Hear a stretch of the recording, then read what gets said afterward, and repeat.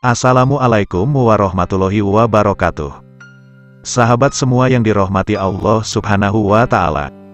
Semoga kita semua dalam keadaan sehat dan dimurahkan rizkinya, amin. Sahabat semua, izinkan kali ini saya mengisahkan satu kisah tentang Rasulullah Shallallahu Alaihi Wasallam yang menyedekahkan baju beliau kepada seorang pengemis. Namun sebelum itu, bagi Anda yang baru ketemu dengan channel ini, bolehlah Anda subscribe, like, komen, dan share video ini agar menambah manfaat. Baiklah, langsung saja kita masuk ke kisahnya. Diriwayatkan, pada suatu hari, ada seorang pengemis datang ke rumah Rasulullah. Kemudian pengemis itu mengetuk-ngetuk pintu rumah Rasulullah Shallallahu Alaihi Wasallam, seraya berkata, "Saya pengemis, ingin meminta sedekah dari Rasulullah."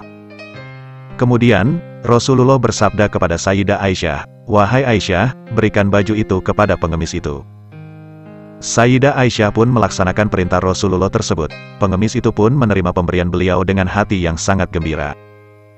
Lalu pengemis itu langsung pergi ke pasar, berniat untuk menjual baju pemberian Rasulullah.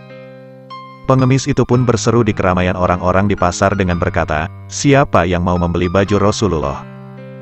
Maka dengan cepat, semua orang berkumpul, dan semuanya ingin membelinya. Kemudian ada orang kaya yang buta mendengar seruan pengemis itu. Lalu orang kaya yang buta itu menyuruh budaknya untuk membelinya dengan harga berapapun yang diminta pengemis itu. Dan orang kaya buta itu berkata kepada budaknya, "Jika kamu berhasil mendapatkan baju itu, maka kamu merdeka." Akhirnya, budak itu pun berhasil mendapatkan baju Rasulullah dari pengemis tadi. Kemudian baju tersebut diserahkan kepada tuannya yang buta itu. Orang buta kaya itu pun sangat bergembira karena telah mendapatkan baju Rasulullah. Kemudian orang buta kaya itu berdoa, dan berkata dengan memegangi baju Rasulullah tersebut, "Ya Rob, dengan hak Rasulullah, dan berkat baju yang suci ini, kembalikanlah pandanganku." Kemudian, dengan izin dan kuasa Allah Subhanahu wa Ta'ala, seketika itu pula orang buta kaya tersebut bisa melihat kembali.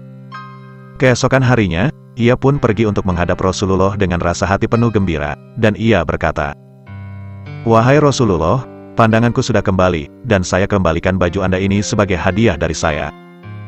Sebelumnya, orang itu menceritakan kejadiannya, sehingga membuat Rasulullah tertawa hingga nampak gigi gerahamnya. Padahal, Rasulullah biasanya jarang sekali tertawa.